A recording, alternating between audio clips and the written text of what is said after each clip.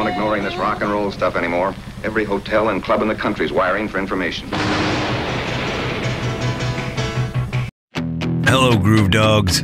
Welcome to the Runaway Radio Rewind, a program that looks and listens back to the heyday of one of America's truly great radio stations, the legendary and late KLOL. It's the Runaway Radio Rewind. And now, here's your host, Steve Robeson. All right, welcome back. It's the Runaway Radio Rewind. Today on the show, we hear from Brian Shannon, a.k.a. Eddie the Boner Sanchez, from the legendary Stevens Pruett show. A great guy with some classic stories. And we'll throw in a classic Uncle Waldo just because we like it. This is the Runaway Radio Rewind, and it starts right now.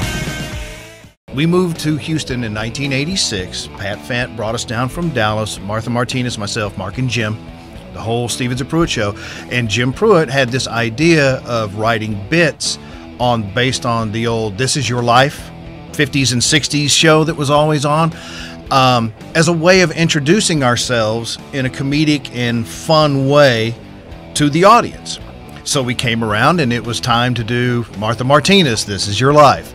And so he had written this whole section of that where her long-lost boyfriend, because she grew up in San Antonio, from Lee Trevino High School in San Antonio, was going to be on the show, and his name was Eddie the Boner Sanchez. And he was called Boner because he was the trombone player in the high school band, wink, wink, wink, and all that. So we do the bit, and it starts rolling. It's all ad-lib. We blocked out everything. We never scripted anything except the Uncle Waldo. Everything else was ad-lib and off the top and off the cuff. So we start off the bit and we're going through, and I started doing the voice and I came on, hey, Martha, do you remember me? You know, and she's playing along, and it went over really well, and we generated a whole lot of funny. I think the bit was supposed to be 2.5 minutes, because at that time we're still playing 12 minutes of commercials and 10 records an hour, and I think it went about 7 minutes. But it was all hilarious. Well, that was it. And we moved on to the next thing. And later in the show, the next day, 2 or 3 days later, a week later, we would get random phone calls on the request line. And they go, hey, where's that Boner guy? And when they would do that, I just, hey, I'm over here. How you doing, man? And go to, and it just snowballed. And it snowballed. And then I started throwing in on regular bits. And son of a gun, he became my bread and butter, and a way for me to be on the show with a completely different voice and different personality. Jimmy had that unique voice. Mark had, a good baritone voice, and then Martha. So it was unique, and it was a way to contribute, and it just took off. But it was purely by accident. So before you were back at KLOL, there was no Eddie the Boner Sanchez, correct? Like when you were in Dallas at the Eagle and those days of the show? Yeah, when I originally got with Mark and Jim was at Dallas at KEGL, the Eagle. I was working overnights. They were working the mornings, and I would get off at 6. They'd come on. I dug them hard. So I would sit and I would write for them. I'd do fake phone calls and character voices on phone calls, things of that nature. But I never did Boner. That was strictly a KLOL thing. I was just Brian, they called me Brian Paraquat Shannon, because that was the early 80s and the Paraquat scare. And we all had the 80s, hair, and I still had this beard, but no gray, and hair down to here, and loop earrings in each ear and all that stuff. So all that fit. But they gave me a megaphone. And they gave me a megaphone to mimic the TV version of the producer. So when they would talk to me, I'd do it off camera like this, and it gave that megaphone sound, and it sounded like the intercom that you would see on television or a movie where the producer in another booth was talking to them. So that was the shtick and the I hate to say gimmick, but it was, of my character being on the show there. And at KLOL for a while, I did both of that. After Boner took off, I would do both. King of Turkey, King of Turkey, thievery and King of Turkey. Good setup, Your Honor. How do you explain that record? Well, Judge, it's this way. Yeah? It just took me a while to figure out what I was good at. Yeah. I wish I was King of Turkey. Left Besides, there's a new law. You can't cut one unless you say Moby. No, I was just gonna... What were you gonna do, Boner? I was just gonna say the wrecker left its lights on. They'll all disappear. Oh, okay. The wrecker Let me try driver it. left his lights The on. wrecker driver left his lights on. I'll be right back. Excuse me. Oh, there's, yeah. They're 142. booing that one, Boner. Hey, 23 minutes. We'll be right back with the drop-a-top competition. But Boner just became so full-time that unfortunately, the real me kind of got pushed to the side. That's weird to say, but it's the truth. Can you remember the biggest celebrity that you and the boys may have rubbed the wrong way? It's okay if you don't. But No, I do. I'm trying to figure out what I would call the biggest. We were broadcasting live in London at Bill Wyman, the bass player for Rolling Stones, Bill Wyman's Sticky Fingers, which was basically his version of a Hard Rock Cafe. The entire restaurant is, gold top Les Pauls, and memorabilia from the Stones and all that. And they put together, we had a London producer put together all these old, rock stars, and they came through and we did the show. For whatever reason, Regis Philbin and Kathy Lee Gifford were in town, and they brought them over. And it was at the time where the announcement had come out that Frank Gifford had the affairs. So Kathy Lee Gifford lasted about 3 minutes before she stormed off, because Mark and Jim were on her like, oh, what about Frank? Stormed off, but Regis stayed, and we were talking and cutting up and laughing with him, and then she got so mad at Regis because that's her partner on Live with Regis and Kathy Lee, and he wasn't leaving, and it was like a mother trying to come get a precocious child by the ear and say, we're out of here, and he didn't want to go. So that's one of the ones that I remember that, it didn't take long, and her personality didn't fit our show to begin with, so that's not a surprise, I wouldn't think. I'm trying to think if there... He was like, I'm here having fun, and I like these guys. Yeah, oh, absolutely. These guys are great. You just go over there and do San Diego. I'll stay here. God, I can't remember her name. The girl on Saturday Night Live that did Pat. Oh, what was her name? That's how great of a star she actually was. We can't remember her now, but she did the whole "you're just misogynistic, mean people," and all that. And within 30 seconds of her being in the studio, she was done and she was toast. More from Brian Shannon in a bit, a.k.a. Eddie the Boner Sanchez. But now it's a game show on Stevens and Pruett that you probably would never hear anywhere else. It's A Dork on the Runaway Radio Rewind. Okay, let's... Hey, thanks for bringing that machine by, man. It was monster. Let's get the A Dork. Hi. Hello? What's your name? Chuck. Chuck. Yeah. So how long ago was it since you last had... Since you visited the Harbor of Hope? Since you've... I guess about 2 days ago, but, it used to be real good. Now it's kind of... Wait a minute. You just had it 2 days ago and you're 2 days? complaining to us? Yeah. How do you get... When was the last time before that? About a week.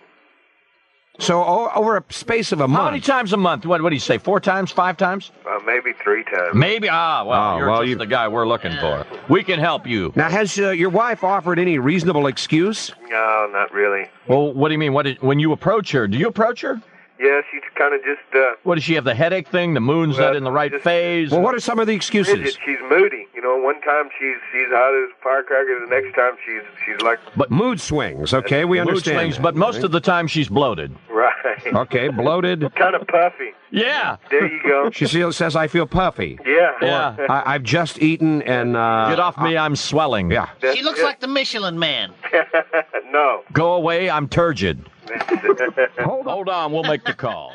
Minutes ago, Chuck complained that his wife, Sean, had cut him back to 3 times a month. 3 times a month. Wow. So We're going to call Mrs. Chuck and try to improve the relationship on the new Stevens and Pruett feature, A Dork. Yeah, that's right. We can't call. Who is this on the phone? We can't call? Somebody's got the line blocked. Who is it? Who is this? Hello? Hello? Hello? Who is this? This is Bob. Who is this? This is Stevens and Pruett. Who are you calling?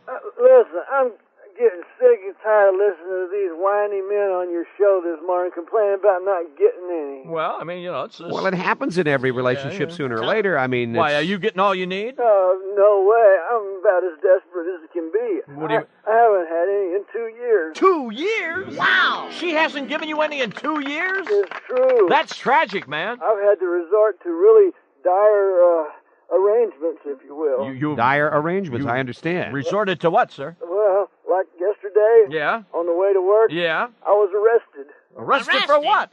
The officer called it a new form of carjacking.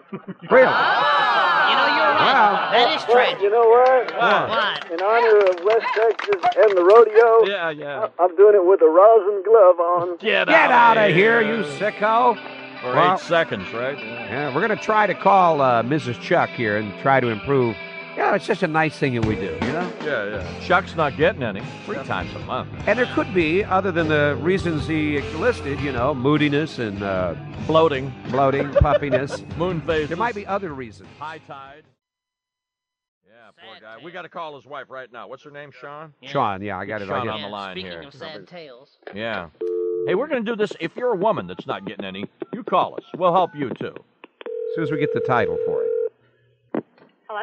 Hi. Sean? Yeah. How you doing? Just fine. Morning. Do you know who this is? No. It's the radio gods, Steve. Boner, please.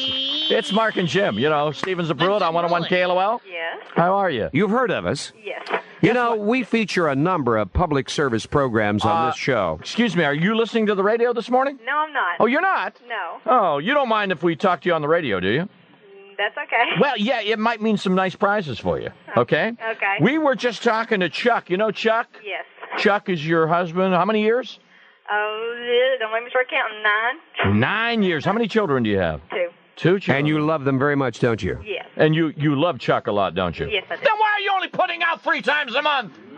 Excuse me, I lost it there. Well, this is a new feature we have designed to help husbands who are not getting enough get more.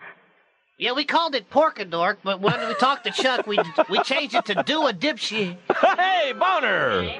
So we're calling he says you that he's getting about, 3 times a month. No, it's not quite right. Well, how many now times? What is right then? This should be interesting. He may with the be woman. lying to us. Yeah. He is. So how often a month is he getting it? A month? Yeah, a month. Probably about at least 4 times a week. You're talking 12. 4 times a week. Get that. Hold on, the phone. wait a minute. Hold on a minute. How do I conference that? Hold on a minute, Sean. Just a second. On 4. Hey, Chuck! Chuck. Yeah. Your wife is on the other line. She says you get it 4 times a week. Isn't that right, Sean? Yes, that is. Do what? He says. Now he says you're. It's the quality lately. Oh, now it's the quality. It's their quality. I don't think you have a complaint there either. What did you say, Sean? I don't think you should have a complaint there either. So you've been giving him good quality? Yes. Hey, Chuck, let me tell you something. I had her, and she's great. Is she? Hey, she wrote me a thank you card. Yeah. Hey, This bastard. He's a glutton. You're trying to strain our taters. Hey, it's Steve Robeson. You're listening to the Runaway Radio Rewind. Uncle Waldo coming up, but first, here's more with Brian Shannon. One of the many criticisms that the show got is that it was misogynistic and it was, not exactly friendly to the gay and lesbian community. What were the guys like? Were the guys like that off air? Or was it just an equal opportunity offensive show when it came to hurling barbs?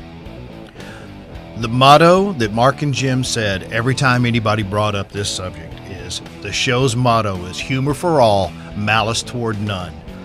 Off the air, Mark was very quiet, into fashion, all that stuff. Jimmy was Jimmy, but off the air they didn't do things like that. It was just all for comedy. It was all for and those times. I mean, we're talking about the early 80s through late 90s. It wasn't quite as PC as it is now. We still ruffled some feathers, but there was still a lot of it. Now they bleep out. I want my MTV Dire Straits, the little with the makeup, and all that stuff.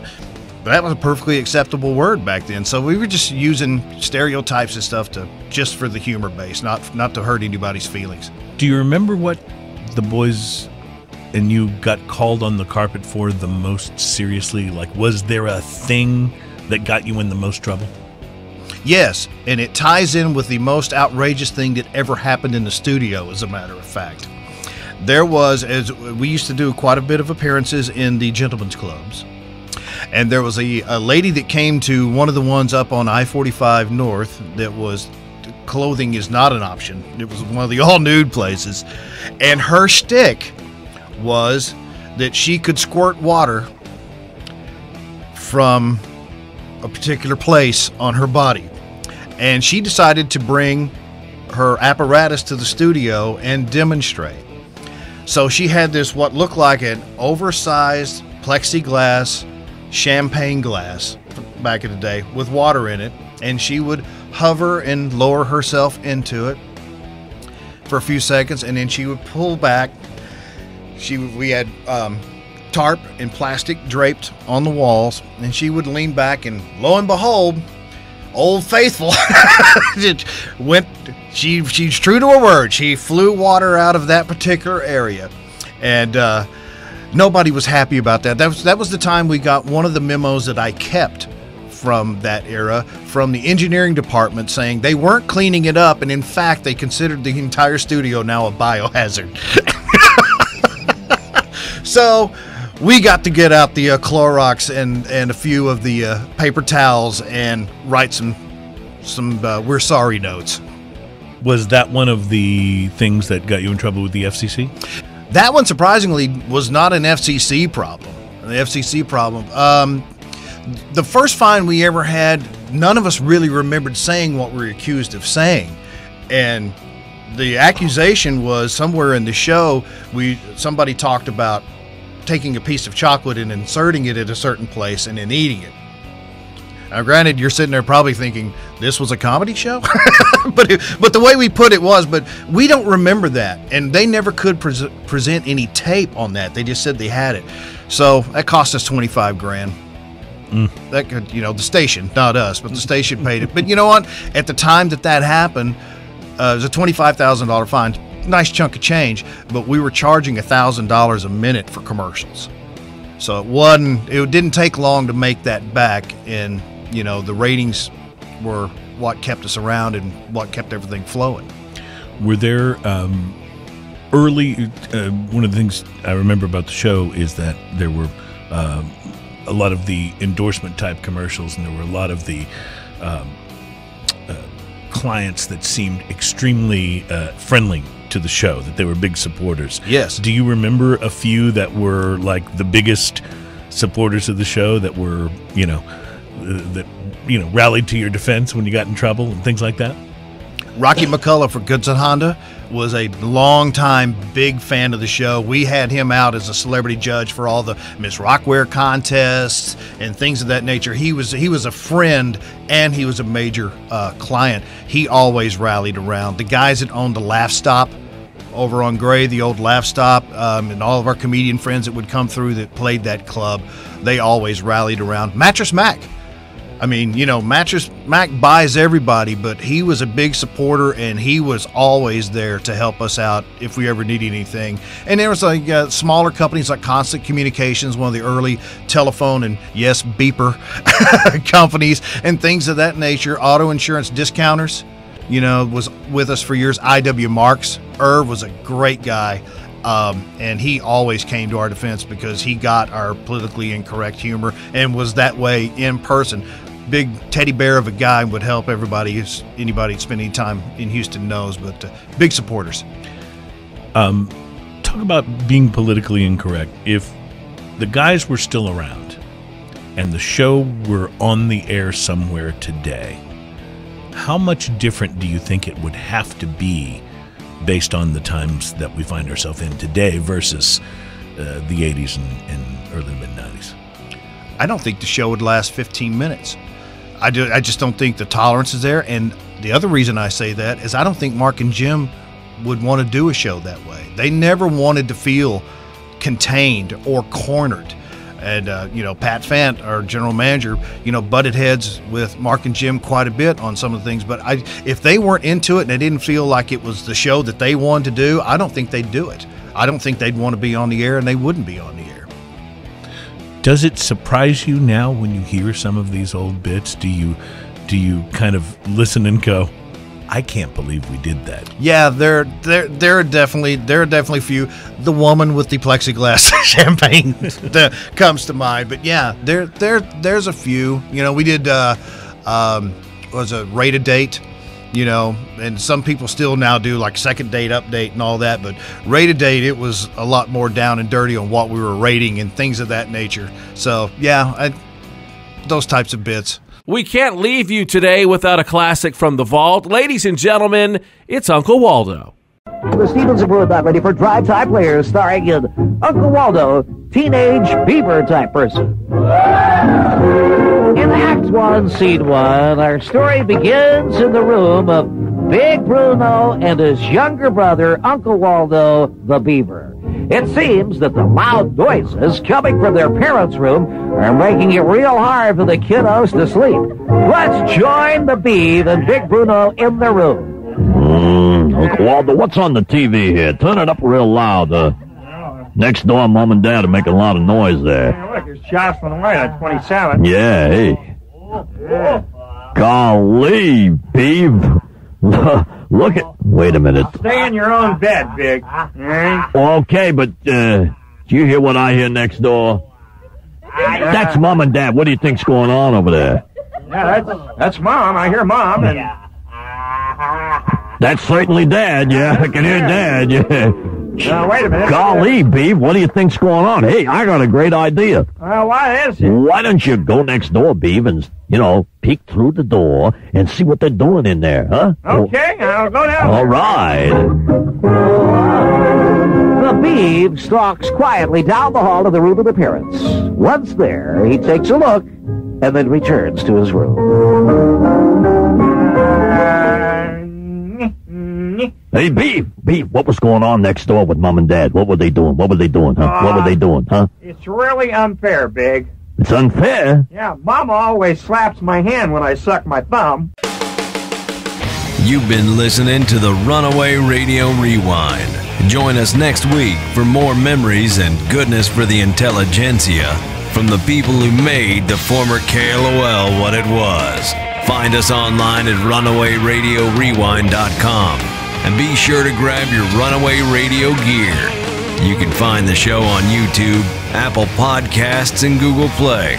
Show us your dog, and we'll see you next week on the Runaway Radio Rewind.